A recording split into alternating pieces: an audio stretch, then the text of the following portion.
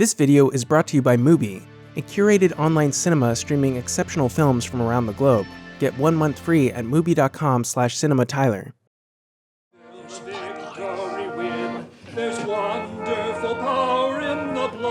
In recent memory, there's perhaps no character study more engaging than Paul Thomas Anderson's There Will Be Blood, a story following the obsessive ambition of oilman Daniel Plainview at the turn of the century. But how did Paul Thomas Anderson and Daniel Day-Lewis breathe life into one of the most well-developed characters in cinema history? Today we'll take a look at how Anderson and Day-Lewis came to work together, how the character was written by Anderson versus how he was developed by Day-Lewis, how Day-Lewis came up with Plainview's iconic voice, how the costumes were chosen, and much, much more. This is Making Film.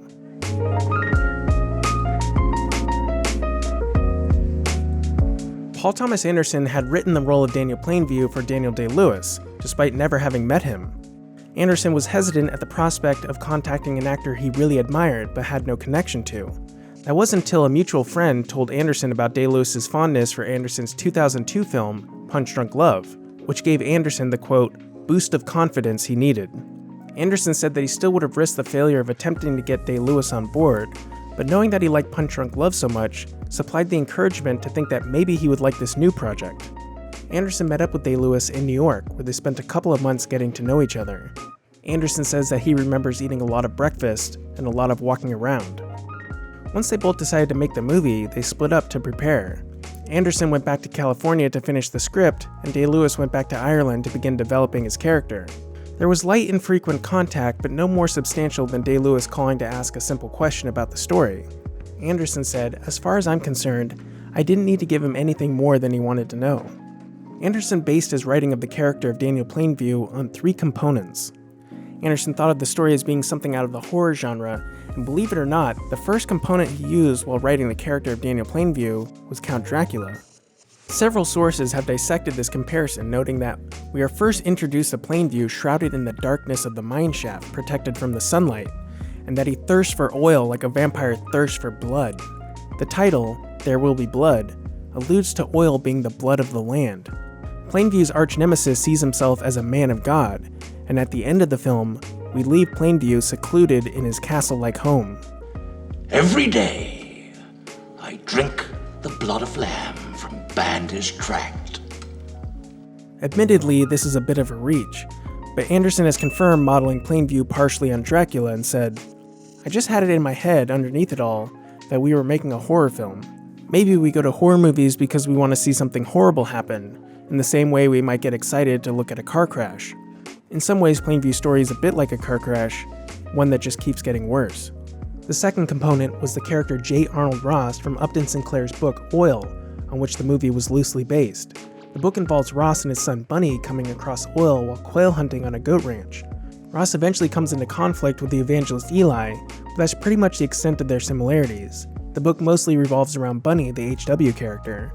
Anderson had said that he only used the first 150 pages from the book. As far as inspiration from the book, it seems to be mostly Plainview's way of speaking about his business. In an interview, Anderson spoke about a particular line from Sinclair's book. It reads, I have business connections, so I can get the lumber for the derrick. Such things go by friendship in a rush like this. Anderson said, "Anybody who can say that is pretty cool, you know? Those sort of things help creating whoever the hell it is."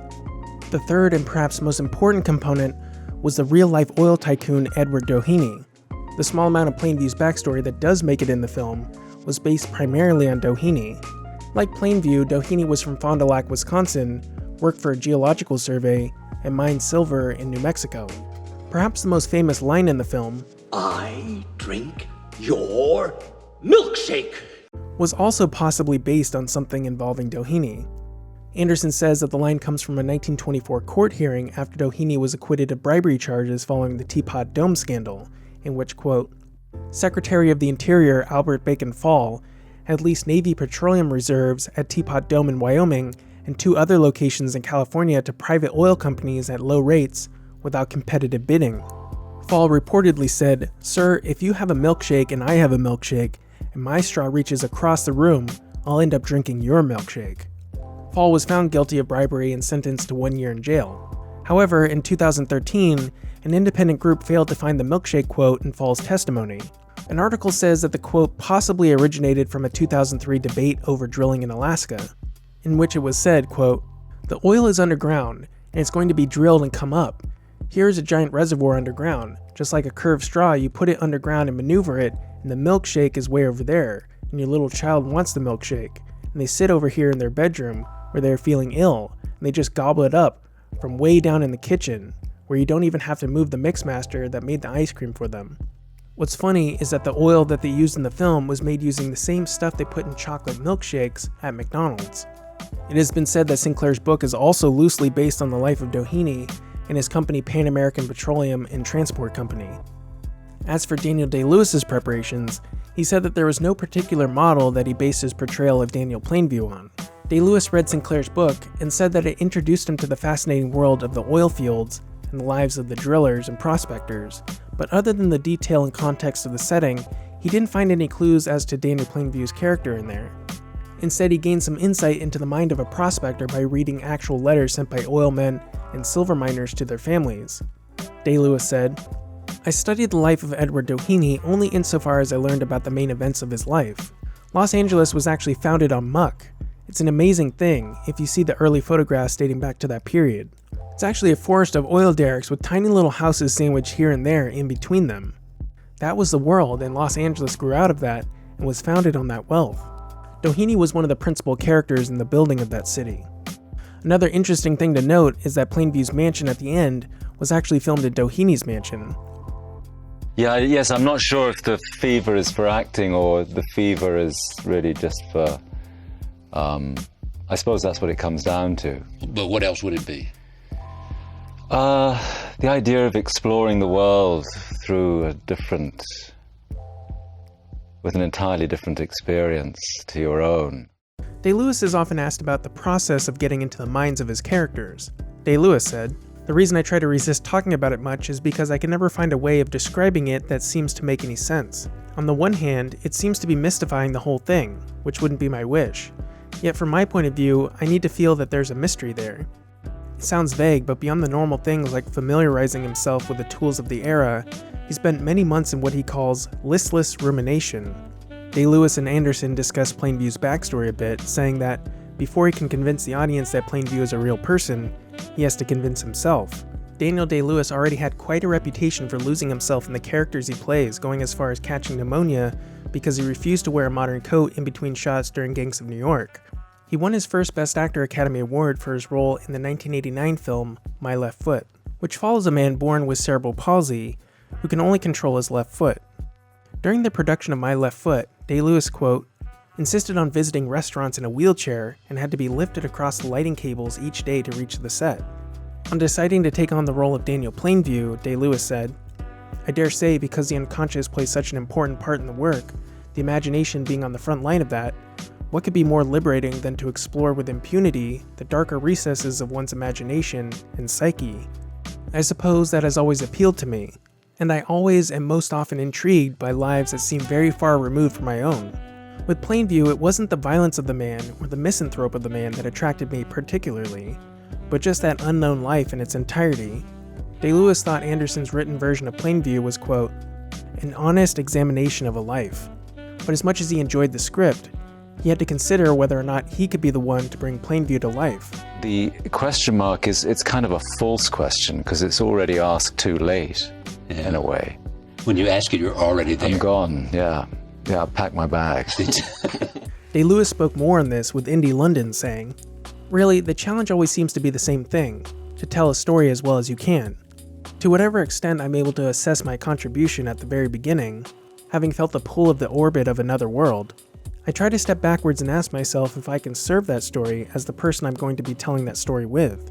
I try to do that, but I think I'm usually already too far gone anyhow. It's a token gesture rather than a real one. The first step toward breathing life into the character was to find his voice.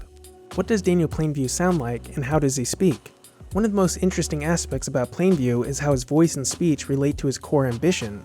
Plainview was comfortable mining for silver. More or less. To get beyond the small-time success of silver mining and up to the massive wealth that oil has to offer requires not only managing a team of workers, but rubbing elbows with the folks who own and inhabit the land you want to drill into. Oilmen had to be showmen. They had to be charming, authoritative, and charismatic. In order to get what he wants, Plainview has to somehow convince the people he hates to believe that he likes them. There are times when I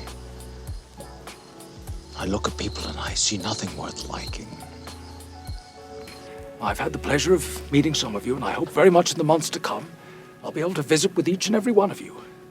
Really, he just wants to suck the quote-unquote blood from the ground and move on. Just give me the blood, Eli. Let me get out of here. Give me the blood, Lord, and let me get away. As Day-Lewis said, after living in a hole for years, he's got to find a voice and a silver tongue to manipulate people. People often cite Plainview's voice when speaking about Day-Lewis's great performance. It's easy to understand why this might be the case, considering how different Plainview's voice is from his own. If we decide to drill for oil, and if the well begins to produce, I'll give your church a $5,000 signing. It seems to me that this sprang like a golden sapling out of the mad, beautiful head of Paul Thomas Anderson. Day-Lewis had said that he felt lucky that there are no recordings from that period that could allow people to poke holes in his performance, saying things like, "People didn't talk like that during that time." That said, Paul Thomas Anderson did give him some recordings of people from the Dust Bowl years, including some from Plainview's hometown of Fond du Lac, although he didn't get much help from that. Some have said that Day-Lewis based his voice on director and actor John Huston. The bond issue passes Tuesday, there'll be $8 million to build an aqueduct and reservoir. I'm doing it. While he did listen to some tapes of Huston, he didn't base the voice on him. However, he did say that the vigor of Huston's language appealed to him, so perhaps it's more about the speech pattern than the voice itself. Huston's 1948 film, The Treasure of the Sierra Madre, provided Paul Thomas Anderson with much inspiration during the making of There Will Be Blood, but that's a story for another episode. I might be listening to tapes, listening to different voices, allowing things to just sort of run through me. Something might stay, something might not. Day-Lewis claims that he did not base the voice on anyone in particular. He says that it's too hard to recreate something or the idea of something. When taking on a role, he tries to first hear the sound of a character's voice before he tries to speak it. He said, "I didn't know what I was looking for, and as far as possible, I try not to dismember the life of a man into separate parts, physical or spiritual or vocal. I try to allow that life to reveal itself in some way as if I don't really have much to do with it. I'm nearly always working on a voice of some kind, but I try not to do it in isolation from the other work. I have a little prehistoric machine with tiny tapes that are incompatible with just about any system I know of.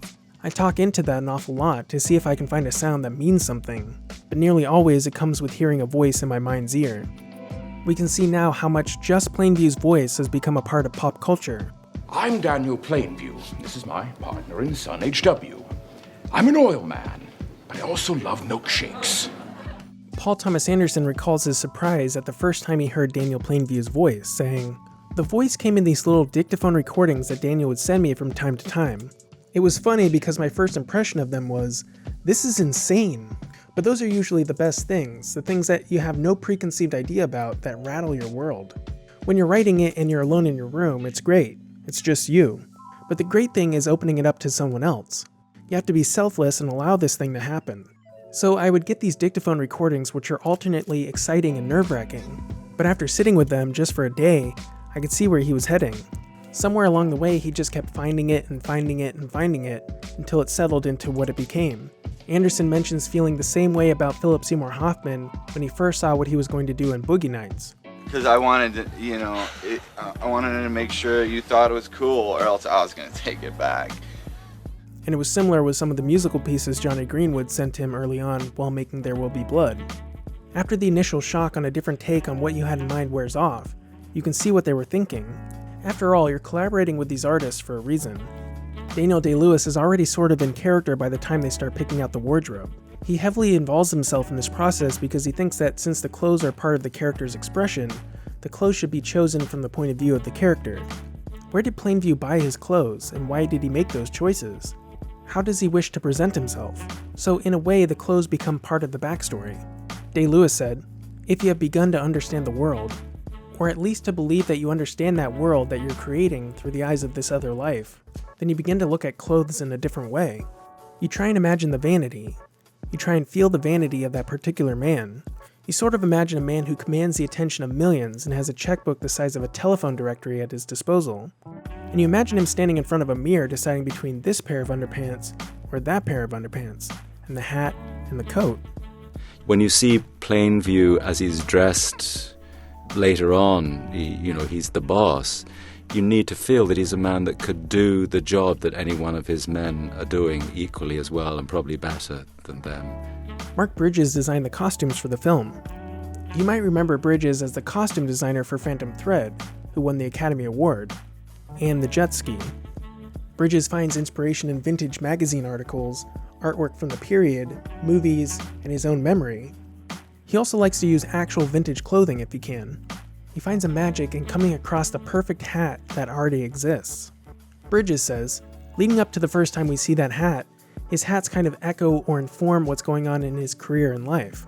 He starts with a miner hat that is unshaped and unformed. By 1911, he has this hat. Daniel Day-Lewis felt that hats were very important to his character. There were 3 choices that were all good, and he took them and lived with them for days. He sort of creates mini worlds, and so he took them for a spin, so to speak, and settled on that one as what he felt most comfortable with, and most represented in his mind the character he was creating. And it took on this kind of magic where he would be Daniel Day-Lewis, but you knew he was Daniel Plainview once the hat went on. So that was very rewarding to me. Here we can see some of the wardrobe test photos showing the hats that didn't work and the one that did. Plainview's iconic hat was an actual vintage hat that Bridges found in one of the local costume rental shops. Everything about it was perfect, from the size to the color and quality. They tried to make a double, but it wasn't quite right, so the hat you see is the only one that exists. Also, the sweat stains were real. By the time they got to filming, Anderson and Day-Lewis were so much on the same page that the discussions while shooting revolved mainly around whether or not Plainview would be wearing his hat or smoking a pipe. Anderson says that it's the small stuff that says everything. According to the cinematographer Robert Elswit, the decision to wear the hat in a scene could easily cause problems for the camera. On shooting interior scenes, Elswit said, "I sought to build the light level up so I could shoot with our 200 ASA stock and not underexposed, working at a T-stop of around 3.2. Things got tricky whenever Daniel was wearing his hat, because I had to somehow light his face under the brim without making it feel completely artificial. I tried to place the light far enough away from him and soften it with diffusion so it would feel like ambient room light. Usually there was enough ambient light from the small sources in the scene, like sconces and table lamps, that I could create a soft directional light that didn't feel flat. Sometimes I used a 2K aimed through muslin and whatever gel we picked. In some of the bigger sets, I just tried to hide a bunch of smaller units. The important thing here with the research, voice, and costume is these are just parts of Plainview. And to get an idea of the whole, it can't really just be the sum of its parts, it has to be a single thing. To Daniel Day-Lewis, it's not like you add a voice, a hat, and prospecting skills and you get Daniel Plainview. When asked how his research factors into his performance, he said, "Of course there are things that need to be understood in connection with the period that we're working with. The society of that period, that particular group working within the society, the skills you might need to learn. Although in fact, digging a hole in the ground, pretty much anyone can do that. You choose to borrow another person's life, and like a child, that's what you do. And as far as possible, it needs to gradually appear to you in its entirety, rather than in its separate bits and pieces." Want more videos on There Will Be Blood? Yes, I do. Let me know in the comments down below. Stay tuned for part 2, where we will discuss Daniel Day-Lewis's method acting, how Paul Thomas Anderson directs his actors, how Plainview relates to other characters, and more. Thanks for watching, and thanks to Mubi for sponsoring this video. Mubi is a curated cinema streaming service for everything from art house to cinema classics. What's cool is that Mubi hosts just 30 hand-picked films. Every day they present a new film, and every day they take one away. It's so fun to check the site and see what new movie has been selected that day. They even put together special collections that celebrate specific auteurs and categories. Nicholas Winding Refn has recently brought us a cult classic named Shanty Tramp that was newly restored from some severely damaged rare prints. I'm really excited to watch it. Finally, a streaming service that is above all, streamlined. Try Mubi for 30 days at mubi.com/CinemaTyler. That's mubi.com/CinemaTyler for your extended free trial. But wait, there's more. If you head on over to my Patreon and pledge any amount, you'll receive an exclusive 90-day VIP pass to Mubi while supplies last. That's 3 times as long as what everyone else is getting. Also, you'll be able to suggest and vote on video topics like this one. Thanks again for watching.